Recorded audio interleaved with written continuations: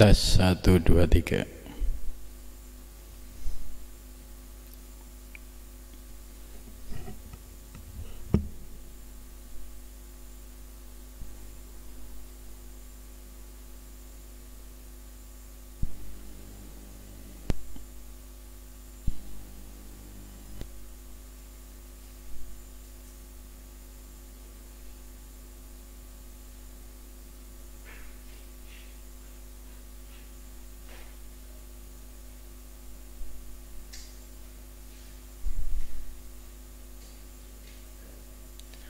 Assalamualaikum warahmatullahi wabarakatuh.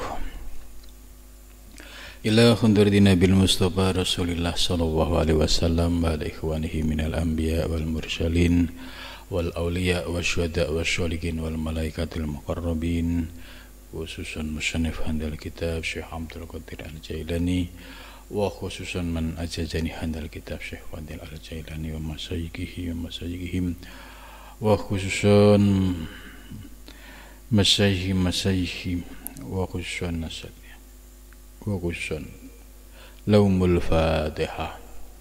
A'udzu billahi minasyaitonir rajim. Bismillahirrahmanirrahim.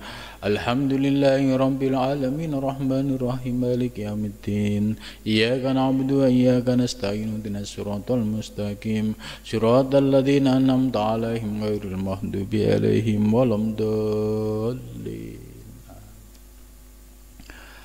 Bismillahirrahmanirrahim.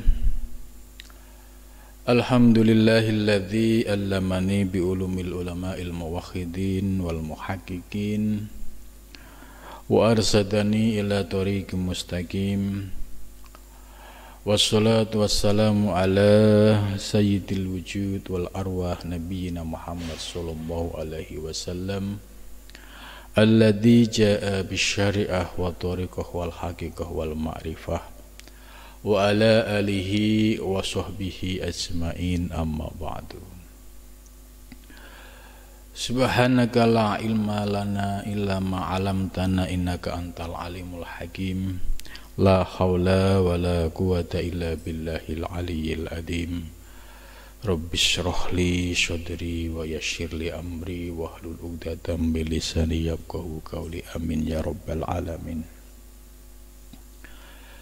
Malam ini kita akan melanjutkan kajian tafsir Al-Jailani, yaitu kajian tafsir sufistik, kitab karya Syekh Abdul Qadir Al-Jailani, yaitu sudah masuk pada surat At-Taubah ayat 20, 21, 22 ya. A'udzu billahi minasyaitonir rajim. Bismillahirrahmanirrahim. Wa qalatil yahud Uzair ibn Allah wa qalatin nasara al-masih ibn Allah. Dzalika qauluhum bi afwahihim yudahi'una qaulal ladzina kafaru min qabl. Qatalahumullahu anna yufakun. Ittakhudhu ahbarahum wa ruhbanahum arbabam min dunillahi wal masih ibn wa maryam wa ma umiru illa liya'budu ilaha wahidan la ilaha illahu subhanahu amma yushrikun.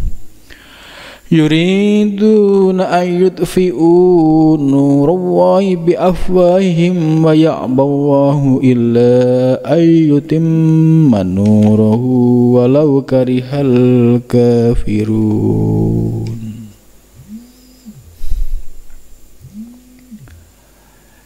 Ini pembahasan tentang pendapat orang Yahudi dan Nasrani yang menganggap manusia sebagai Tuhan.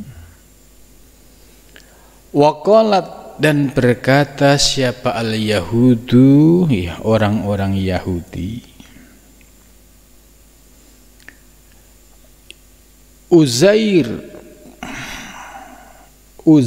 ibn Allah, ya.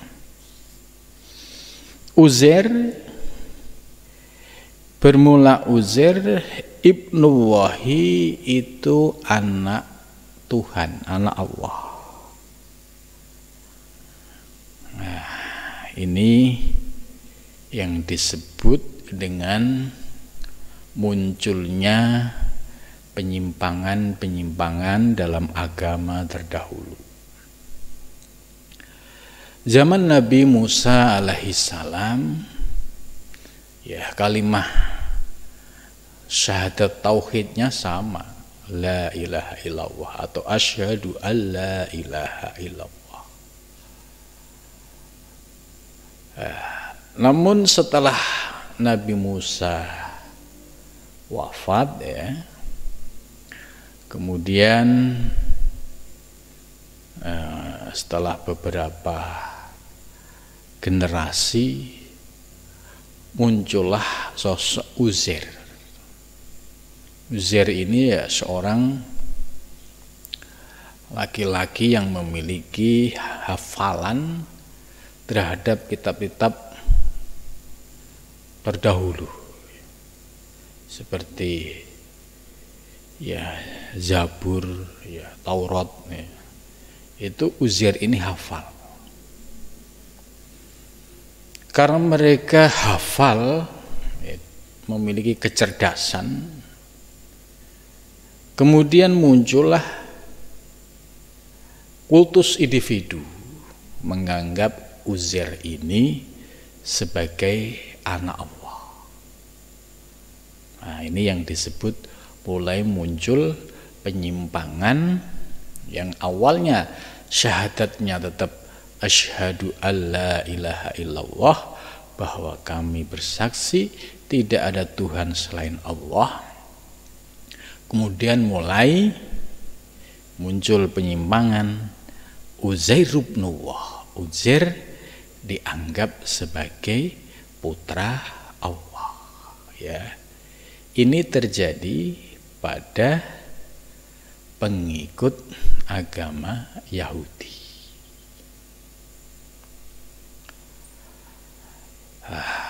Kemudian apakah selain Yahudi juga terjadi pemahaman yang mulai menyimpang? Ya, Al-Quran menyebutkan yang berikutnya. Waqalatin Nasoro, dan orang-orang Nasoro, yaitu pengikutnya Nabi Isa alaihissalam, ya, disebut umat Nasrani, ya. Aidon, sama juga seperti umatnya Nabi Musa, yaitu orang-orang Yahudi. Mereka mengatakan Al-Masihu ibnu Al-Masihu, bermula Al-Masih, yaitu ya Isa, ya, itu ibnu Allah, sebagai putra Allah. Nah, munculnya penafsiran Al-Masihu ibnu Allah ini juga terjadi di kalangan umat Nasrani. Kalau zaman Nabi Isa, ya syahadatnya sama, syahadat tauhidnya asyhadu alla ilaha illallah, aku bersaksi tidak ada Tuhan selain Allah. Zaman Nabi Musa juga sama, asyhadu alla ilaha illallah. Ternyata dalam perkembangannya terjadi tadi pemahaman yang ilhad, yang menyimpang. Uzair seorang laki-laki yang memang dia memiliki hafalan terhadap Zabur, ya, Taurat dan Zabur, kemudian dianggap di kultus individukan sebagai ibnu Allah. Begitu juga ya Al-Masih, yaitu Isa ibnu Maryam. Beliau tidak pernah mendeklar dirinya sebagai putra Allah. Ya, beliau sebagai abdun, hamba. Tapi oleh pengikutnya, ya, setelah sekian dekade muncul penafsiran, pemahaman kultus individu bahwa Al-Masih ibnullah, yaitu putra Allah. Padahal dalam ajaran Nabi Musa dan Nabi Isa soal ketauhidan sudah dijelaskan. Allah itu Al-Munazzah, Maha Suci. Ya, tidak bisa disamakan dengan makhluk. Maka dalam i'tiqad Asy'ariyah dalam sifat 20 disebut mukhalafatul lil hawadisi, berbeda dengan ciptaannya. Bagaimana ini seorang manusia dianggap sebagai putra Allah? Kalau dia putra Allah, berarti nanti ada bapak, ada cucu, ada cicit, dan lain sebagainya. Karena secara biologis istilah ini menuntut hukum itu. Sementara Allah sendiri Al-Munazzah, yang Maha Suci. Dalam i'tiqad Asy'ariyah, ya, Allah itu tanzih, Maha Suci, tidak boleh disamakan dengan sifat-sifat kemakhlukan. Itu. Al-Munazzah yang suci an tajawuz, dari ya pernikahan. Yang menikah itu hamba, gitu kan. Masa ini apa? Ada anak Allah. Kalau ada anak, berarti kan ada bapak ibu. Ini problemnya di situ.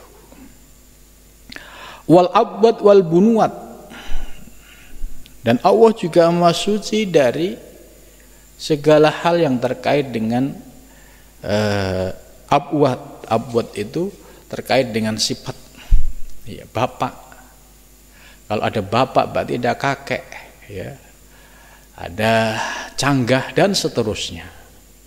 Wal bunuat, yang sifat keanaan, anak turun cucu, ya, cicit, ya, ini namanya bunuat. Idhiya min lawazimil bashar, karena semua sifat-sifat tersebut merupakan sifat basyariah, sifat kemanusiaan. Jadi Al-Quran meluruskan penyimpangan pemahaman yang mengkultuskan seorang hamba dianggap sebagai Tuhan. Maka dalam ayat lain, ya, ini salah satu ayat, qalatil yahudu Uzair ibn Allah. Tapi ayat lain menjelaskan laqad kafarul ladzina qalu, ya, laqad kafarul ladzina qalu Uzair ibn Allah. Sungguh telah kafir orang-orang yang mengatakan bahwa Uzair itu sebagai putra Allah. Begitu juga, ya, merespon yang kedua, laqad kafarul ladzina qalu, ya, innal masiha ibnu Allah. Jadi itu sudah dibantah oleh Al-Quran, diluruskan oleh Al-Quran. Jadi munculnya penyimpangan-penyimpangan agama-agama terdahulu, ini kan agama samawi, agama yang turun kepada Nabi Musa alaihissalam, yaitu agama samawi. Kemudian yang turun kepada Nabi Isa juga agama samawi, yang turun kepada Nabi Muhammad juga agama samawi. Lah, Al-Quran itu merangkum semua isi yang ada dalam kitab-kitab terdahulu, dan Al-Quran meluruskan terjadinya penyimpangan-penyimpangan dalam pemahaman, terutama soal tauhid. Itu. Lah, apakah sesudah Nabi Muhammad kan sudah tidak ada kitab lagi? Nah, apakah juga muncul penyimpangan? Ya, melihat dari peristiwa ini ya Yahudi sama akhirnya muncul penyimpangan, Nasrani juga sama akhirnya muncul penyimpangan. Apakah di dalam Islam juga terjadi penyimpangan? Tentu hal ini tidak bisa dihindari. Ya, faktanya memang banyak umat Islam yang tidak kokoh dalam tauhidnya, kemudian mengkultuskan manusia dianggap sebagai Tuhan. Ya, ini juga sama dengan pemahaman ya, orang Yahudi yang menganggap Uzair sebagai ibnullah. Sama juga pemahaman pengikut Nabi Isa yang mengatakan Al-Masih ibnullah. Hal yang sama apabila di zaman sekarang atau sesudah Nabi Muhammad muncul ya pengakuan-pengakuan ya bahwa dirinya itu sebagai Tuhan, dan itu ternyata banyak aliran-aliran yang masuk kategori menyimpang atau sesat. Itu salah satu ajarannya adalah mengkultuskan makhluk yang dianggap sebagai Tuhan. Ini sangat riskan sekali. Jadi di dalam bertauhid ya, dasar tauhid Asy'ariyah seperti sifat wajib 20 ini sangat penting ya. Memahami mulai dari wujud, qidam, baqa, mukhlafatul lil hawadisi, qiyamu binafsihi, wahdaniyah, qudrat, iradat, ilmu, hayat, sama, basar, kalam, qadirun, muridun sampai ilakhirih. Ini penting sebab ini pondasi. Ya, di situ dibagi menjadi 4. Ada nafsiyah, isinya wujud, soal eksistensi Allah. Allah itu ada. Adanya tidak bertempat, bila makanin, tidak di atas, tidak di langit, tidak di surga. Kalau Allah bertempat berarti sama dengan makhluk. Gitu. Maka Asy'ariyah menolak pemahaman ya Tuhan di langit, Tuhan di duduk di kursi. Ya, ini oleh Asy'ariyah ditolak pemahaman yang demikian. Kemudian ada salbiyah. Salbiyah ini sifat yang khusus dimiliki oleh Allah, jumlahnya 5. Ini disebut ya sifat yang khusus ya, yang tidak dimiliki oleh makhluk. Ya, seperti qidam ya, yang dahulu ya hanya Allah. Kalau makhluk dahulunya ada yang mendahului. Seperti anak didahului oleh bapak. Bapak didahului oleh kakek. Ini sudah hukum alam. Maka tadi dalam penjelasan Syekh Abdul Qadir Jailani menolak sikap al-abwah, yaitu konsep genealogis. Ya, kalau ada bapak ya berarti ada kakek. Allah maha suci dari ini. Karena Allah qadim yang maha dahulu. Baqa yang kekal hanya Allah. Selain Allah akan sirna, akan hancur. Alam semesta akan hancur. Diri kita akan hancur. Bagaimana kalau orang memahami manusia dikultuskan sebagai Tuhan, sementara dia ini manusia biasa. Waktunya sakit ya sakit, waktunya meninggal meninggal. Nah, kalau orang yang sudah mengkultuskan, apa tidak bertolak belakang? Ini orang dikultuskan sebagai Tuhan, tapi ternyata sakit, nggak bisa melawan. Ternyata ya menghadapi kematian juga tidak bisa melawan. Ya, artinya apa? Ya dia makhluk. Kalau makhluk ya diposisikan makhluk, jangan diposisikan sebagai Tuhan. Maka kalau kita menganggap makhluk sekalipun sakti kayak apapun, ya tetap makhluk. Kalau dia dianggap sebagai Tuhan, ini sudah menyimpang. Ini sudah menyekutukan Allah, siapapun itu. Kalau makhluk biasa, ya dia makan minum, ya lazimnya manusia, kok dikultuskan sebagai Tuhan, sementara dirinya tidak mampu ya menghadapi misalkan sakit, menghadapi kematian. Maka jika demikian, apa yang terjadi? Masa Tuhan mati? Ya, akhirnya muncul kesadaran. Oh, ternyata yang salah itu pemahamannya. Ya, itu. Jadi jangan sampai dalam memahami tauhid kita lepas kontrol. Lihat orang sakti, wah langsung dianggap itu Tuhan. Itu tapi ketika Allah menunjukkan sifat kemahaperkasaannya, ternyata hamba ini ya manusia biasa, ketika sakit juga nggak bisa menghindar, ketika mati juga nggak bisa menghindar.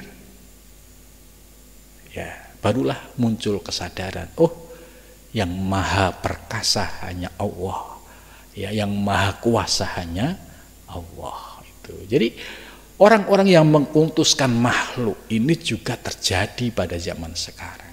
Ketika akidahnya tidak mampan, terus kemudian muncul kultus individu, wah ini orang sakti, wah ini memiliki kelebihan ini itu, kemudian dikultuskan, dianggap sebagai Tuhan.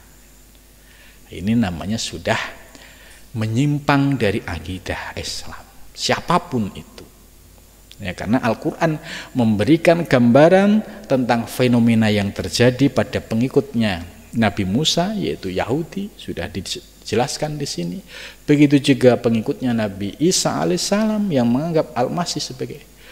Begitu juga zaman sekarang, orang yang salah memahami ilmu karena lemah tauhidnya, kemudian mengkultuskan manusia dianggap sebagai Tuhan.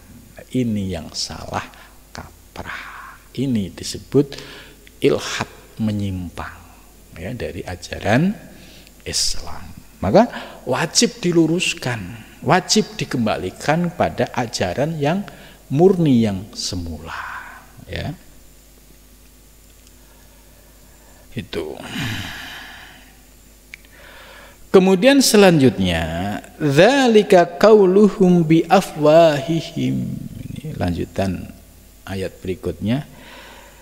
Demikian itu, yaitu ucapan-ucapan orang Yahudi yang menganggap Uzair sebagai anak Tuhan, anak Allah. Orang Nasrani juga sama, menganggap Al-Masih sebagai putra Allah. Dzalika qauluhum bi afwahihim. Ya, demikian itu ucapan mereka. Ya, bi afwahihim, dengan mulut mereka. Ya. Jadi, karena mereka lemah soal tauhid, ya, akhirnya mudah terjebak dengan tadi, ya, kultus individu. Uzair hanya hebat menghafalkan Taurat dan Zabur, dianggap Tuhan. Kemudian Isa ibnu Maryam, karena dia lahir tanpa bapak, juga kemudian dikultuskan sebagai Tuhan. Begitu juga di zaman-zaman sekarang ini. Ada manusia biasa yang mungkin dianggap sakti misalkan, tanda kutip ya, dianggap Tuhan, ya, dianggap bisa merubah nasib, dianggap bisa menentukan masa depan, dianggap bisa menentukan masa depan di akhirat. Nah, ini sudah mulai terjadi pemahaman yang menyimpang, sebab dia manusia biasa. Kalau manusia biasa, ya mereka tidak punya daya kekuatan apa-apa. Suatu saat dia sakit, suatu saat dia meninggal. Nah, kemudian bagi yang mengkultuskan, masa Tuhan gua meninggal? Nah, akhirnya logikanya berbenturan. Orang yang dianggap sakti, mandraguna, dianggap Tuhan, ternyata mati. Orang yang dianggap sakti bisa merubah kehidupan, ternyata nggak berdaya. Nah, ini pemahaman-pemahaman ini diakibatkan karena lemah di dalam memahami akidah tauhid, ya maka bagi umat Islam yang Ahlus Sunnah wal Jamaah, akidah Asy'ariyah dengan sifat wajib 20, sifat mustahil, sifat jaiz ini sebagai prinsip di dalam berakidah, sehingga dengan prinsip ini bisa memahami mana yang disebut menyimpang atau tidak, itu ya. Kemudian tadi terkait dengan sifat 20 ya, ada nafsiyah, ada salbiyah, kemudian ada ma'ani 7, kemudian maknawiyah 7. Ya, ini merupakan ya konsep tauhid yang sangat praktis dan sangat aplikatif gitu.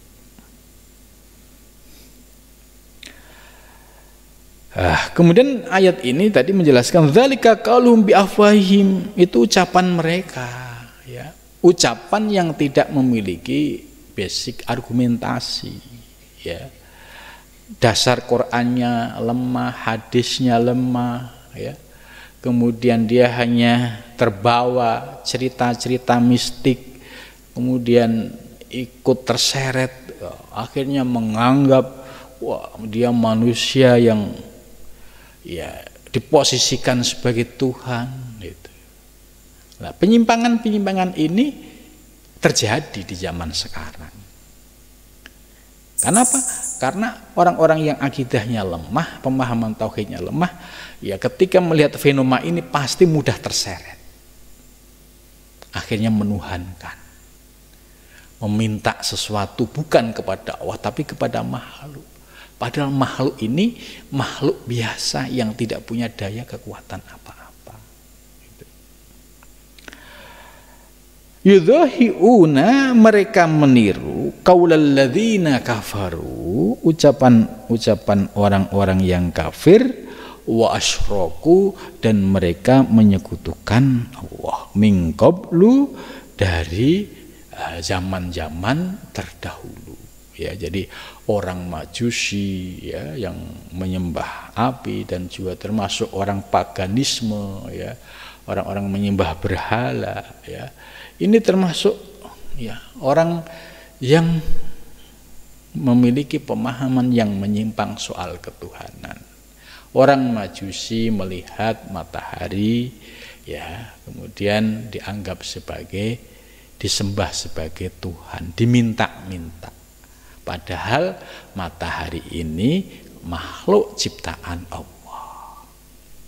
Begitu juga orang-orang jahiliyah zaman dulu, ya termasuk zaman Nabi Ibrahim sampai Nabi Muhammad.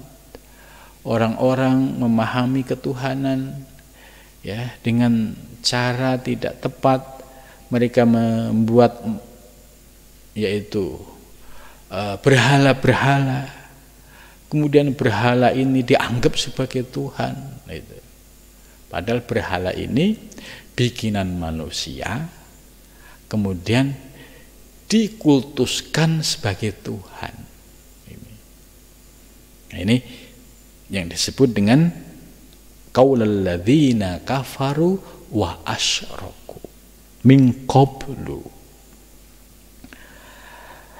Namun demikian, pemahaman terhadap ayat ini bersifat ya kontekstual, bersifat universal. Maka jangan sampai kita memiliki pemahaman, lah itu kan penyimpangan zaman orang-orang terdahulu.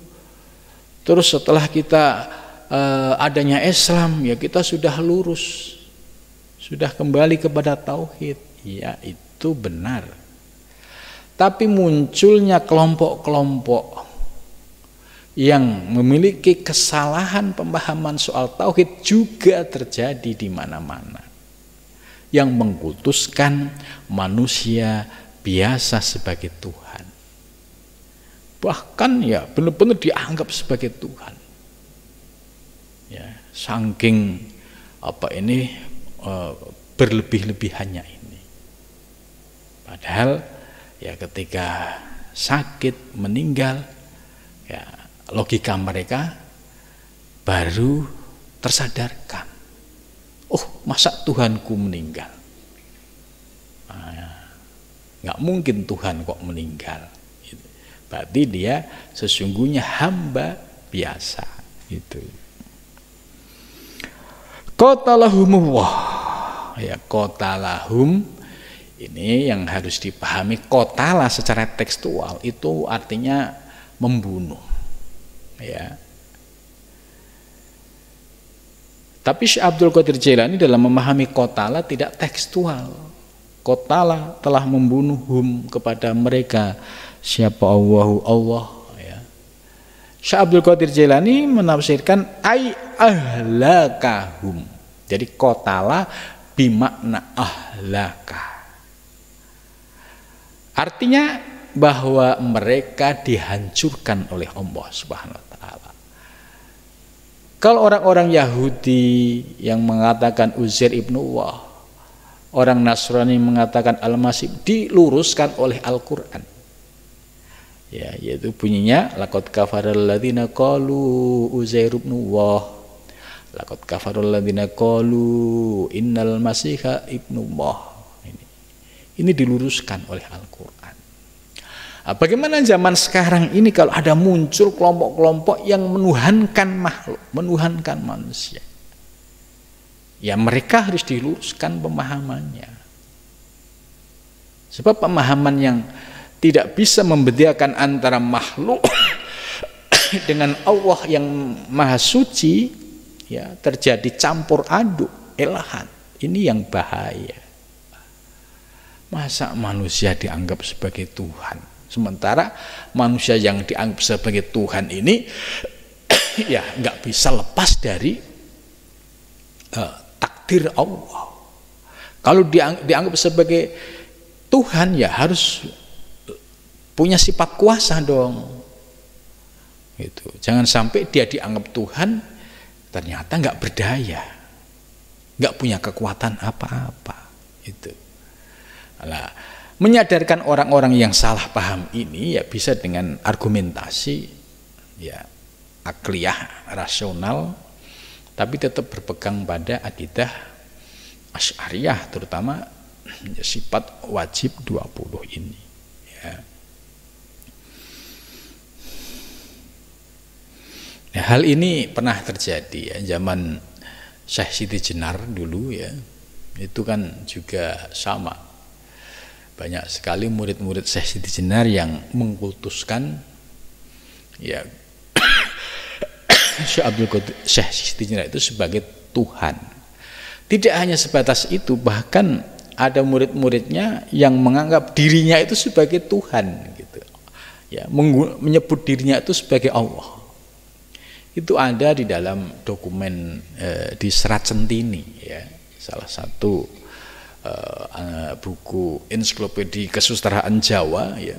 Itu saya baca ketika Syekh Siti Jenar ya sedang berdiskusi dengan para wali di Masjid Demak itu ada muridnya yang gembala kambing lari-lari pengen menghadiri acara ini ya. Di situ tertulis, "Hei, tunggu dulu, Allahnya sedang lari," gitu. Jadi memanggil dirinya dengan kata Allah. Nah, ini adalah salah satu contoh ya model-model penyimpangan dalam hal ketauhidan itu juga terjadi. Ya, maka diluruskan lagi. Ya, kalau dia hamba sang penggembala kambing ini ya, kalau memahami utuh ya, mesti dia tidak akan memanggil dirinya Tuhan. Begitu juga bagi orang-orang yang salah paham.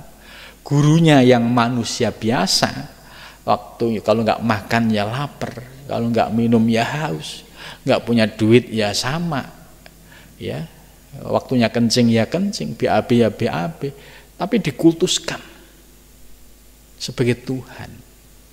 Ini harus diluruskan. Ini sudah terjadi penyimpangan. Itu. Jangan sampai kebablasan penyimpangannya ya, ini sudah sama statusnya seperti ya, pengikutnya Yahudi yang menganggap Uzair sebagai anak Tuhan, begitu juga pengikut Nasrani yang menganggap Al-Masih sebagai putra Tuhan. Nah, ini perlu diluruskan kembali, ya. Qatalahum tadi sudah saya sampaikan, Syekh Abdul Qadir Jalil menggunakan ahlaka, Allah menghancurkan, merusak gitu. Merusak ya, pemahaman mereka dengan ajaran-ajaran yang lurus. Ya. Kalau konteksnya penyimpangan di pengikut Nabi Isa dan Musa, Al-Qur'an sudah meluruskan itu menyimpang. Bagaimana dalam sesudah Nabi Muhammad, umat-umatnya ini, ya perlu diluruskan dengan ilmu, ya, sebab orang-orang yang sampai pada tahap mengkultuskan makhluk ini ya pasti pemahaman tentang Quran hadisnya lemah, ya, nggak kenal ayat laisa kamitslihi syai'un, ya, nggak ngerti pemahaman soal lam yalid walam yulad walam yakun lahu kufuwan ahad. Kalau dia memiliki pemahaman yang utuh, ya pasti tidak sampai kepada jatuh pemahaman mengkultuskan atau menuhankan kepada manusia. Kalau terjadi pada zaman sekarang misalkan orang-orang yang mengkultuskan manusia dianggap sebagai Tuhan, ahlakawah, bagaimana cara Allah menghancurkan mereka, meluruskan mereka? Kalau Yahudi Nasrani sudah diluruskan oleh Al-Quran. Nah, di zaman sekarang ini, ya di negara manapun sudah ada aturan soal beragama secara benar. Seperti di Indonesia itu sudah ada aturannya, ya. Dalam hal ini, ya, Majelis Ulama Indonesia ini juga punya standar bagaimana beragama yang benar menurut Al-Quran dan hadis. Kalau terjadi penyimpangan-penyimpangan dalam soal akidah tadi, seperti mengkultuskan manusia dianggap sebagai Tuhan, ini sudah masuk kepada aliran yang menyimpang, aliran yang sesat.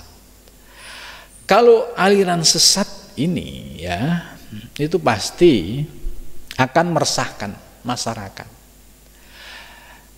Kemudian setelah meresahkan masyarakat, ya, publik secara umum, akhirnya ada laporan ke pihak polisi, sebab ini aliran isu ini sudah mulai menyimpang, meresahkan. Kalau sampai ke laporan ke polisi, diproses, kemudian dilaporkan di Majelis Ulama Indonesia, diteliti, dikaji, oh ternyata ya pemahamannya ini sudah menyimpang karena menganggap manusia sebagai Tuhan, ini sudah keluar dari ajaran Islam. Ya akhirnya ya, keluarlah fatwa. Nah, bagaimana dalam hukum negara, ya, karena dia termasuk melakukan penodaan agama, diproses polisi, sidang, akhirnya diputuskan ya masuk penjara. Ini sudah banyak contohnya seperti Musodik yang ngaku sebagai nabi, dan dulu juga sudah pernah ada, ya, Lia Aminuddin yang mengaku, ya, sebagai malaikat Jibril dan lain sebagainya. Jadi terjadinya penyimpangan-penyimpangan itu kalau dikaji secara mendalam, ya karena tadi ya mereka tidak memahami ajaran Islam secara utuh itu. Tapi kalau ajarannya itu benar lurus sesuai ajaran agama Islam soal akidah dan lain sebagainya, ya dalam hal syariah lurus-lurus saja, ya nggak ada masalah. Ya, begitu juga dalam hal ajaran Thariqah. Kalau Thariqah Mu'tabaroh itu ya ajarannya nggak keluar dari Quran hadis. Tidak mungkin ada penyimpangan tarikus syariah. Tapi kalau sudah ada ngaku Thariqah menyimpang, menuhankan manusia, manusia dianggap sebagai Tuhan, dikultus individukan, berlebihan, kemudian tarikus syariah, tidak mau sholat, mengabaikan, nah ini sudah masuk ke dalam aliran yang menyimpang, dan ini berpotensi tadi Bisa dilaporkan ke kepolisian, bisa dilaporkan ke Majelis Ulama Indonesia. Ini sebagai konsekuensi wa ahlakahum, cara Allah untuk menghancurkan aliran-aliran yang menyimpang ini. Gitu. Jadi kata ahlaka ini lebih universal, lebih teks, ya, lebih kontekstual dibandingkan kalau qatalahum dimaknai secara teks Allah membunuh mereka. Nah, ini kalau zaman sekarang nggak boleh, sekalipun dia menyimpang, ya, mengkultuskan makhluk sebagai Tuhan dalam hukum negara, nggak boleh untuk dibunuh. Gitu. Nah, ini qatalahum ini maknanya ai ahlaka. Ini yang lebih kontekstual, lebih relevan dengan kehidupan berbangsa dan beragama di negara kita. Dan ini tentu juga di negara-negara lain, ya. Bahkan kalau di negara Islam yang menggunakan hukum Islam, kalau dia sudah tahu murtad, ya, menuhankan makhluk, ya, ini malah hukumnya langsung dihukum potong, hukum bunuh gitu. Kalau di Indonesia sekalipun menyimpang ngaku Tuhan, ngaku Nabi, ya, ketika diproses secara hukum, ya, dia salah karena melakukan penodaan agama, ya tetap dihukum dengan hukum negara. Gitu. Hukum negara tujuannya supaya muncul proses kesadaran. Oh, ajaran saya menyimpang, ajaran saya tidak benar. Gitu. Itu makna ai ahlakahum. Anna yufakun. Bagaimana mereka bisa berpaling, ya, bagaimana orang-orang yang tadi, ya, sudah didatangkan Nabi yang terakhir membawa ajaran Islam yang utuh, kemudian kok masih terjadi penyimpangan pemahaman tadi. Bagaimana mungkin mereka bisa berpaling? Kaifa yusrifuna ayyuhan nakibun anit thariq. Wahai bagaimana orang-orang yang sudah mendapatkan hidayah Islam ini kemudian mereka berpaling dari jalan al-haq as-shorih yang jelas ilal batil kepada jalan kebatilan. Apa sebabnya? Ya, bisa jadi ada faktor pemahaman yang salah. Pemahaman yang salah ini ada banyak kemungkinan karena tidak memahami literasi, literatur yang lebih utuh, lebih komplit. Contoh dari sisi Al-Quran, 30 juz ini ya kira-kira ayat-ayat tentang tauhid, tentang akidah itu dia sudah paham betul. Mana batas-batasnya, mana pagar-pagarnya. Yang tadi saya sampaikan ada ayat laisa kamitslihi syai'un, ada lam yalid walam yulad walam yakun lahu kufuwan ahad, dan masih banyak ayat-ayat lain. Kalau paham dasar-dasar itu, ya pasti akan terhindar dari penyimpangan. Nah, terjadi penyimpangan tadi, ya gurunya tidak memahami secara utuh literasi, ya dari Al-Quran sendiri aja masih belum memahami betul, kemudian ditambah literasi kitab-kitab para ulama-ulama terdahulu, ya, sehingga ketika tidak menguasai kemudian muncul penafsiran-penafsiran pribadi yang tidak memiliki dasar, akhirnya jatuh pada pemahaman yang menyimpang. Itu. Ittakhadhu, mereka menjadikan ahbarohum, ya ini konteks ayat ini adalah mengkritisi penyimpangan umat-umat terdahulu, yaitu Yahudi dan Nasrani. Ittakhadhu, mereka menjadikan karena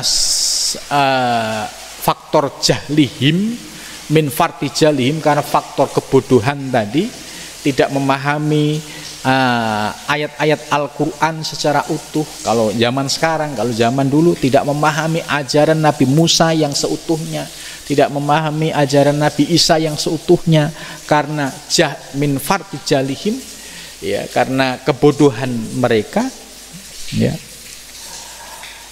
Mereka menjadikan ahbaruhum tuh orang ahli agamanya Yahudi. Kalau sekarang itu ya ulama itu. Mereka menjadikan para ulama Yahudi atau disebut ahbar, itu istilah ahbar itu untuk Yahudi. Waruhbanahum, rohib itu istilah untuk Nasrani, yaitu sama, dia ahli agamanya orang-orang Nasrani. Mereka menjadikan arbaban sebagai Tuhan, ya. Jadi ini menarik, ayat ini menjelaskan kepada kita yang hidup pada zaman sekarang bahwa umat-umat Yahudi Nasrani terdahulu itu menjadikan tokoh-tokoh agama mereka, ahbar mereka itu untuk Yahudi, rohib, ruhbanahum, ini kaitannya dengan ahli agamanya Nasrani, arbaban sebagai Tuhan.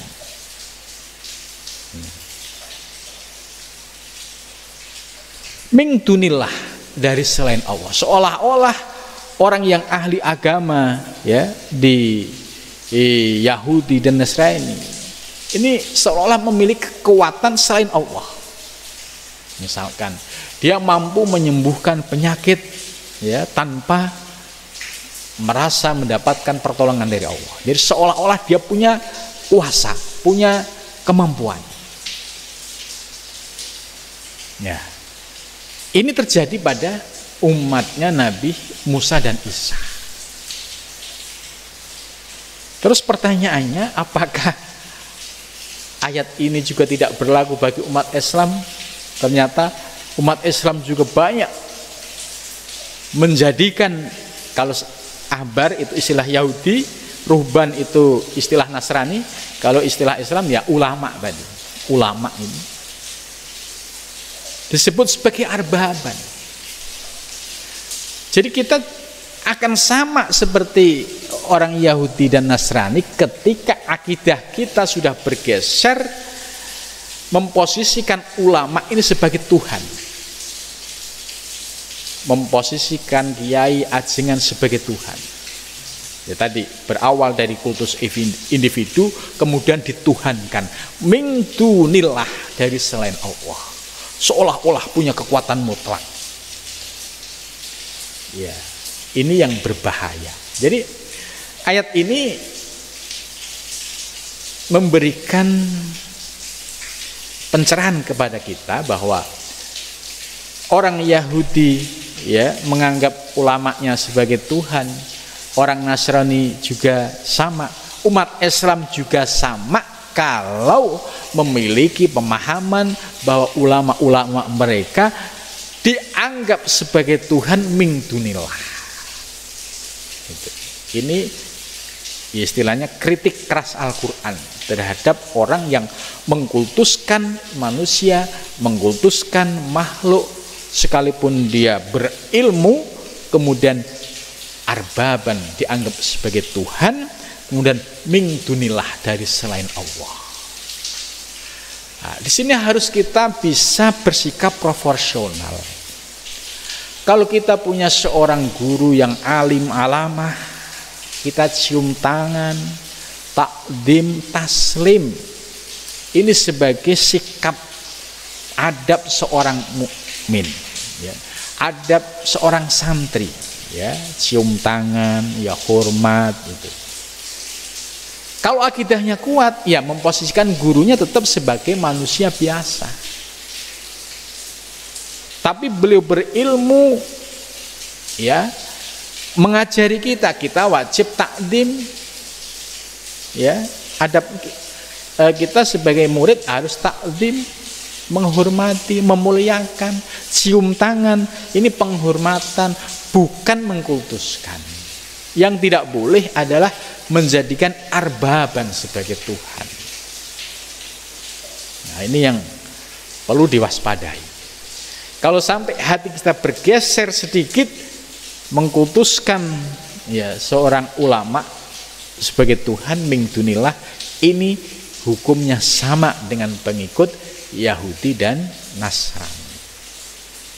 Gitu. Maka kalau para santri yang sudah ngaji taklimul muta'alim, yaitu tahu ya batas-batasnya. Kalau seorang guru ya dicium tangan itu karena takzim. Kemudian kalau ya lewat di depannya menunduk, ini sebagai takzim, ya, tidak mengkultuskan. Nah, kita sudah dibimbing dari sisi akidah dengan akidah Asy'ariyah, ya sifat wajib 20, ya sudah paham tentang sifat-sifat mulai dari nafsiyah, salbiyah, ma'ani ma'nawiyah, sehingga tidak terseret kepada pemahaman tadi yang mengkultuskan seorang ulama. Jadi ini ya sebagai kritik ya keras orang-orang yang hidup pada zaman sekarang apabila mereka memiliki pemahaman yang sama terhadap ya seorang ulama sebagaimana pemahaman pengikut Yahudi dan Nasrani yang menganggap ahbar dan ruhban ya tokoh-tokoh agama mereka dianggap sebagai arbaban min dunillah. Itu. Sebab Allah itu ya al-munazzah, maha suci, anisyarik, dari segala sekutu, mutlakon secara mutlak. Ya, ini jangan sampai salah di dalam memahami ya tauhid. Gitu. Apalagi kalau kita memahami ilmu-ilmu ya hakikat. Itu harus paham betul. Kalau kita misalkan mengkaji kitab Al-Futuhat Al-Makkiyah yang menjadi rujukan soal ilmu hakikat, harus tahu betul bagaimana pemahaman yang sesungguhnya ajaran Syekh Ibnu Arabi, sehingga orang itu tidak main tuduh. Orang tidak pernah baca kitabnya Ibnu Arabi kemudian bisanya menyesatkan, padahal dia tidak pernah memahami apa ajaran Syekh Ibnu Arabi yang sesungguhnya. Begitu juga kalau kita mengkaji kitab-kitab hakikat yang di Nusantara, juga harus mengkaji secara utuh bagaimana pemahaman mereka. Itu. Jangan sampai salah paham ya karena faktor ya pahamnya yang salah. Ketika terjadi penyimpangan, nanti yang disalahkan ulamanya. Saya belajar ini dari ini, padahal kitabnya nggak mengajarkan seperti itu karena dia tidak paham. Atau bisa jadi dia menyalahkan gurunya. Saya belajar ini dengan guru ini, padahal gurunya mengajarkan yang utuh tidak seperti itu. Nah ini ya terjadinya muncul penyimpangan pemahaman itu karena faktor min farti jahlihim, karena faktor kebodohan, ngajinya itu ya mungkin sambil tidur atau ngajinya nggak istiqomah, sehingga muncul pemahaman-pemahaman yang menyimpang itu ya. Wal Masih ibnu Maryam, dan khususon Al-Masih itu adalah putra Maryam ya. Jadi tetap posisi Al-Masih Isa alaihissalam itu adalah Ibnu Maryam, putra Maryam. Dia manusia biasa ya. Wa ma umiru, dan mereka tidak diperintah illa liya'budu, kecuali mereka beribadah ilahan, kepada Tuhan wahidan yang esa.